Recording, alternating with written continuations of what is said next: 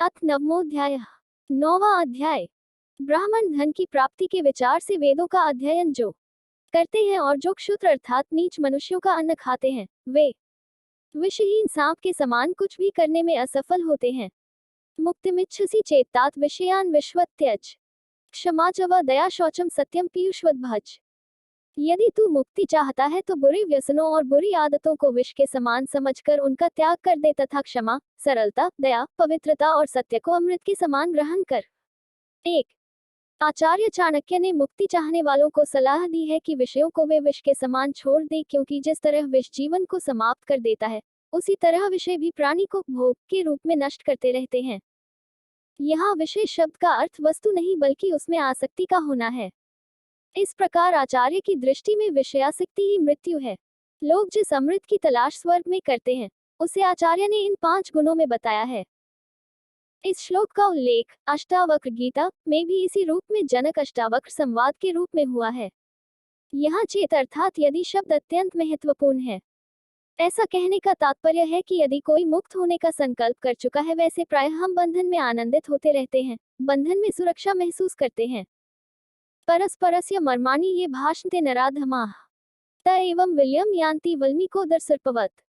जो लोग एक दूसरे के भेदों को प्रकट करते हैं, वे उसी प्रकार नष्ट हो जाते हैं जैसे बांबी में फंसकर सांप नष्ट हो जाता है।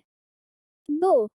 अपमानित करने के विचार से अपने मित्रों के रहस्यों को प्रकट करने वाले उसी प्रकार नष्ट हो जाते हैं जिस प्रकार बांबी में घुसा हुआ सांप बाहर नहीं निकल पाता और बांबी के अंदर ही दम घुटने से मर जाता है। ऐसे लोग न घर के रहते हैं, न घाट के। गंध सुवर्णे फलमिक्षुदंडे नाकारी पुष्प खलु चंदनस्य, विद्वान धनाध्यश्च नृपश्चिरायो धातु पुरा कोपी न बुद्धिदो भूत। ब्रह्मा ने सोने में सुगंध और ईख के पौधे में फल उत्पन्न नहीं किए और निश्चय ही चंदन के वृक्ष में फूल भी पैदा नहीं होते। इसी तरह विद्वान व्यक्ति को अधिक धनी और राजा को अधिक लंबी आयु वाला नहीं बनाया। उससे ऐसा लगता है कि प्राचीन काल में प्रभु को बुद्धि देने वाला कोई नहीं था। 3. श्रेष्ठ वस्तु को प्रत्येक व्यक्ति चाहता है। यही चाह उसे उस वस्तु से दूर कराती है जिसे प्राप्त करने के लिए उसने कठोर श्रम किया है, क्योंकि उसमें भी उसे कमी नजर आने लगती है। ऐसे असमंजस की स्थिति को ही आचार्य ने यहाँ प्रस्तुत करने का प्रयास किया। यदि सोने में सुगंध भी होती तो उसका मूल्य और भी बढ़ जाता। इस यदि के संदर्भ में ही लोगों की ओर से आचार्य यहाँ सृष्टि रचयिता को उलाहना दे रहे हैं, उसकी बुद्धि को कोस रहे हैं। लेकिन यदि ऐसा हो जाता जैसी लोगों की चाह है, तो वैसा न होने की कामना लोग करते, क्या ये सच नहीं है? सर्वौषधीनामृता प्रधाना सर्वेषु सौख्येष्वशन प्रधानम, सर्वेंद्रियाणां प्रधान सर्वेषु गात्रेषु शिरः प्रधानम। सभी प्रकार की औषधियों में अमृत सबसे प्रमुख औषधि है। सुख देने वाले सब साधनों में भोजन सबसे प्रमुख है। मनुष्य की सभी इंद्रियों में आंखें सबसे प्रधान और श्रेष्ठ हैं तथा शरीर के सभी अंगों में मनुष्य का सिर सर्वश्रेष्ठ है। 4. कुछ व्यक्तियों ने इस श्लोक में आए हुए अमृता शब्द का अर्थ गिलोय से भी किया है। गिलोय का उपयोग अनेक रोगों के लिए किया जाता है, परंतु मूल अर्थ अमृत ही उचित है, क्योंकि अमृत भी एक प्रकार की औषधि है और अमृत से सभी को जीवन प्राप्त होता है। मनुष्य के पास धन आदि सभी सुख के साधन हैं, परंतु जब तक वह भोजन नहीं करता तब तक उसे पूर्ण सुख प्राप्त नहीं होता, इसलिए भोजन को सब सुखों में प्रधान माना गया है।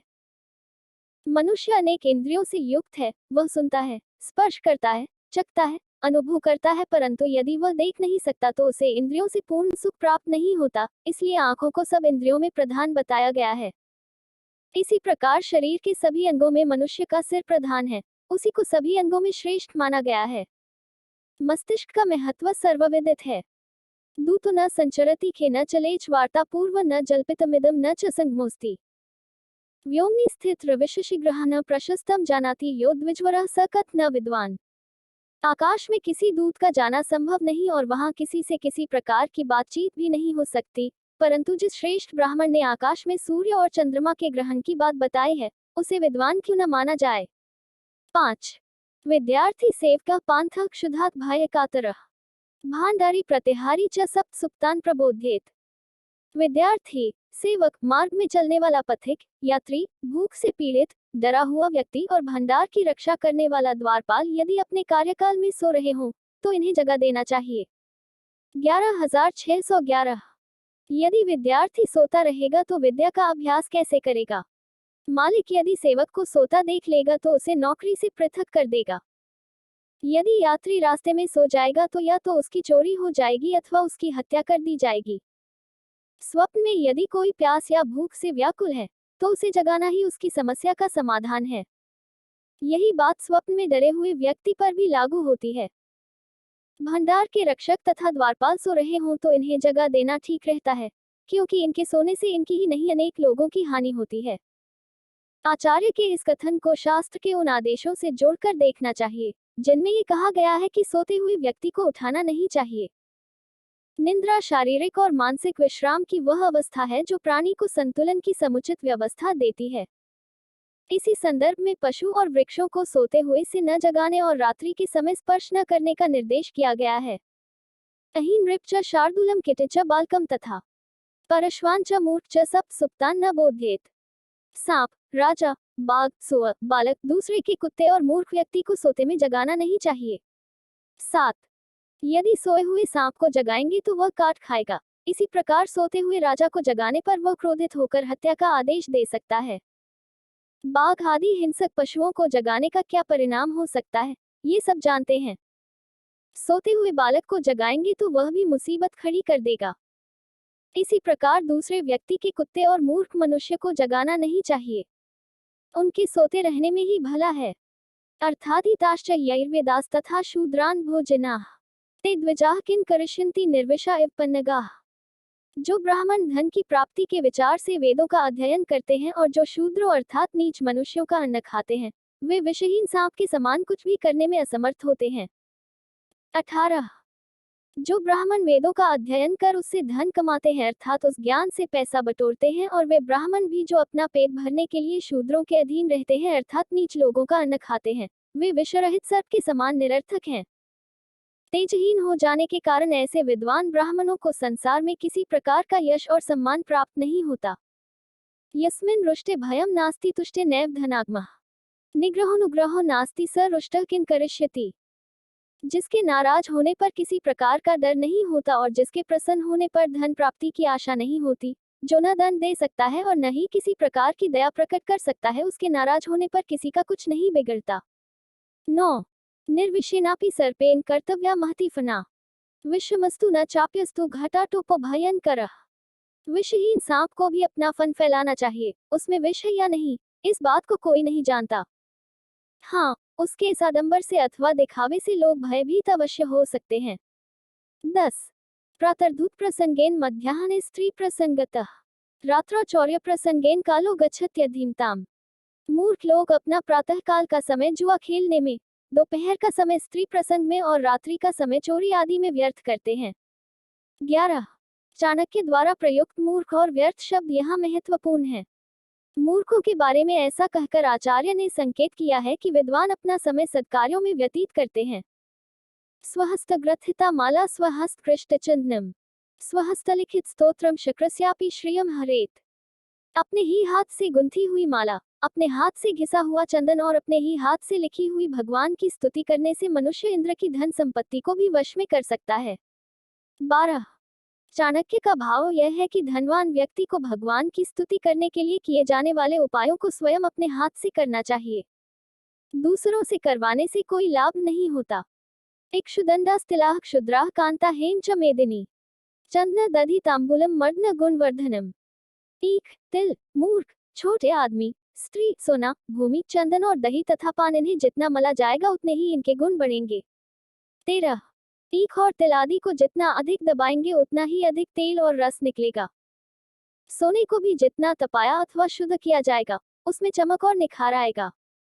भूमि में जितना अधिक हल चलाया जाएगा उतना ही अधिक उससे अन्न की उत्पत्ति होगी। इसी प्रकार चंदन और दही आदि को जितना रगड़ेंगे और मथेंगे उतना ही उनके गुण में वृद्धि होती है। इसी प्रकार मूर्ख के मस्तिष्क पर भी जब जोर पड़ेगा तभी वह कुछ गुणों को ग्रहण कर सकेगा। ये बात उन जातियों और राष्ट्रों पर भी लागू होती है जो प्रमाद में डूबी हुई हैं तथा निकम्मी हो गई हैं। जिन्होंने संघर्ष किया वो उन्नत और विकसित हैं। दरिद्रता धीरतया विराजते, कुवस्त्रता शुभ्रतया विराजते, कादन्नता चोष्णतया विराजते, कुरूपताशीलतया विराजते। दरिद्र अवस्था में यदि व्यक्ति धैर्य नहीं छोड़ता तो निर्धनता कष्ट नहीं देती। साधारण वस्त्र को यदि साफ रखा जाए तो वह भी अच्छा लगता है। यदि सामान्य भोजन, जिसे पुष्टिकारक न माना जाए, भी ताज़ा और गर्म गर्म खाया जाए तो अच्छा लगता है। इसी प्रकार सुशीलता आदि गुणों के होने पर कुरूपता बुरी नहीं लगती। 14। आचार्य के अनुसार व्यक्ति में यदि गुण है तो उसके दोषों की ओर कोई ध्यान नहीं देता। वस्त्र भले ही सस्ता हो, लेकिन स्वच्छ होना चाहिए। भोजन भले ही साधारण हो, किंतु उचित ढंग से उसे यदि पकाया और परोसा जाए तो वह भी रुचिकर लगता है। अर्थ यह है कि व्यक्ति में गुणों की प्रधानता होनी चाहिए, दिखावे की नहीं। अध्याय का सार। चाणक्य ने मनुष्य को जीवन का लक्ष्य बताते हुए कहा है कि जो व्यक्ति संसार से मुक्त होना चाहते हैं, उन्हें विषय वासनाओं का त्याग विष के समान कर देना चाहिए, अर्थात बेहिचक। जो नीच मनुष्य दूसरों के प्रति घृणा के कारण कठोर बात बोलते हैं, वे नष्ट हो जाते हैं। कोई भी उनका सम्मान नहीं करता। चाणक्य संसार की विचित्र धारणा को व्यक्त करते हुए बताते हैं कि सोने में सुगंध नहीं होती, ईख पर फल नहीं लगता, चंदन के वृक्ष पर फूल नहीं लगते, विद्वान व्यक्ति के पास धन नहीं होता और राजा को प्रायः अधिक आयु नहीं मिलती। ये बातें देखकर ऐसा लगता है कि परमेश्वर ने ये काम करते हुए बुद्धि का सहारा नहीं लिया। अर्थात भूल तो किसी से भी हो सकती है, काश परमात्मा ने ऐसा किया होता। चाणक्य कहते हैं कि अमृत सबसे उत्तम औषधि होती है, क्योंकि इससे मृत्यु, रोग से मुक्ति मिल जाती है। सबसे बड़ा सुख भोजन की प्राप्ति है। ज्ञानेंद्रियों में सबसे उत्तम आंख है और शरीर के अंगों में सबसे श्रेष्ठ मनुष्य का सिर है।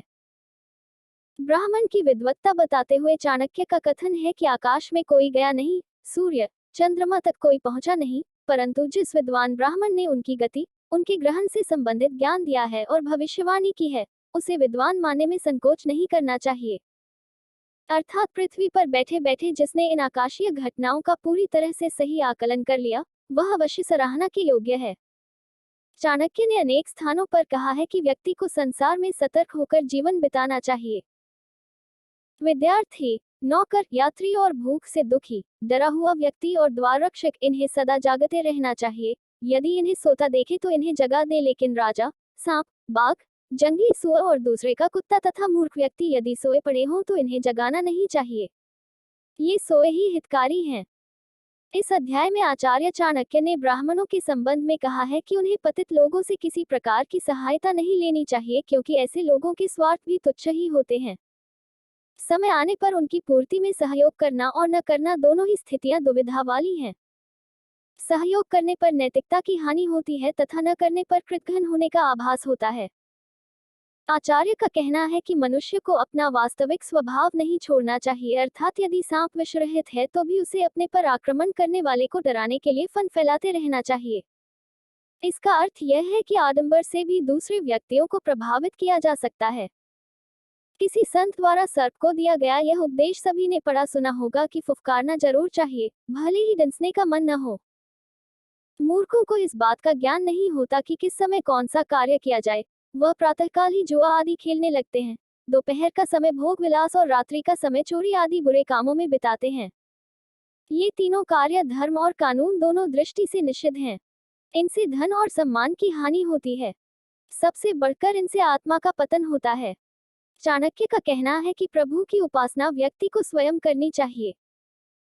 जिस प्रकार भूख प्यास तभी शांत होती है जब आप स्वयं भोजन खाते और पानी पीते हैं, उसी प्रकार आपके द्वारा किए गए शुभ कर्म, ईश्वर उपासना आदि तभी पूरी तरह से फल देता है जब आप उसे स्वयं करें। व्यक्ति को कष्टों में धैर्य रखना चाहिए। धैर्य से कष्ट उतने दुखदायी प्रतीत नहीं हो जितने धैर्य न होने पर। अनुभव में तो ये भी आया है कि धैर्य दुख को कम ही नहीं करता बल्कि सुख को भी साथ के साथ उजागर कर देता है। ऐसे में दुख रहता ही नहीं है। श्री कृष्ण ने गीता में धैर्यशील को अमृतत्व का अधिकारी माना है, यो धीरः सः अमृतत्वाय कल्पते। इस प्रकार मनुष्य का सबसे सर्वाधिक महत्वपूर्ण गुण है धैर्य। वीडियो बनाने में बहुत मेहनत लग रही है, कृपया सहयोग करें।